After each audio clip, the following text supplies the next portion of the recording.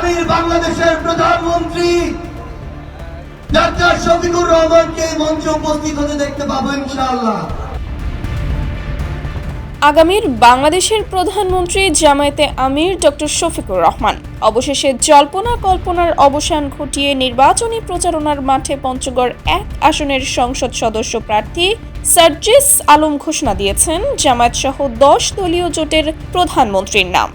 আর 2 থেকে 3 মিনিটের মধ্যে আমরা এই মানবিক বাংলাদেশের স্বপ্নদ্রষ্টা আগামীর বাংলাদেশের প্রধানমন্ত্রী ডক্টর শফিকুর রহমানকে মঞ্চে উপস্থিত হতে দেখতে পাবো ইনশাআল্লাহ। মানবিক বাংলাদেশের স্বপ্নদ্রষ্টা আগামীর বাংলাদেশের প্রধানমন্ত্রী ডক্টর শফিকুর রহমান এই ঘোষণা যেন নতুন উত্তেজনার সৃষ্টি করেছে দেশের রাজনীতির মাঠে।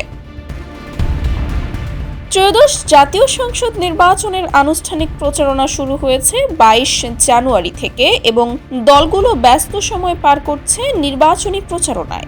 বাংলাদেশে বরাবরই কোনো একজন শীর্ষ নেতাকে সামনে রেখে রাজনৈতিক দল বা জোটকে নির্বাচনী প্রচারণা চালাতে দেখা গেলেও জামায়াতে ইসলামের নেতৃত্বে গঠিত 10 দলীয় জোটে সেভাবে কাউকে সামনে রাখা হয়নি।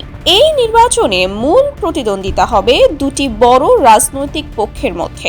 একদিকে আছে বিএনপি এবং দলটি যাদের সঙ্গে আসন সমঝোতা করেছে তারা, অন্যদিকে জামায়াত ও তার সঙ্গে সমঝোতায় আসা দলগুলো।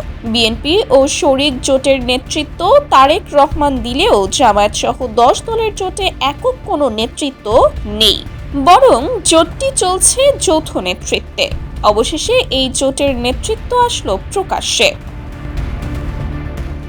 বাংলাদেশের রাজনীতির দল বা জোটগুলো অনেকটা ঐতিহ্যগতভাবেই একজন শীর্ষ নেতাকে সামনে রেখেই ভোটের যুদ্ধে মাঠে নামে। একসময় আওয়ামী লীগ সামনে রেখেছে শেখ মুজিবুর রহমানকে, পরে যখন শেখ হাসিনা দলের হাল ধরেন তখন তার নেতৃত্বেই দল এগিয়েছে। জোট হলেও সেই জোটের নেতৃত্বে থেকেছেন শেখ হাসিনা। পরবর্তীকালে বিএনপির ক্ষেত্রে জিয়াউর রহমান থেকে খালেদা জিয়া পর্যন্ত একই চিত্র দেখা গেছে। এমনকি জাতীয় পার্টির ক্ষেত্রেও দলটি নির্বাচনের সময় সামনে রেখেছিল হুসেইন মোহাম্মদ এরশাদকে।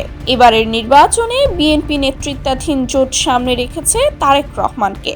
কিন্তু 10 দলীয় ঐক্যে এভাবে একক কোনো নেতৃত্ব সামনে রাখা হচ্ছে না। এতে করে প্রশ্ন উঠছে, এই জোট যদি নির্বাচনে জয়ী হয় তবে প্রধানমন্ত্রী কে হবেন? অবশেষে সেই জল্পনারই অবসান ঘটালেন সার্জিস আলম। জানালেন 10 দলীয় জোটের প্রধানমন্ত্রী হবেন ডক্টর শফিকুর রহমান।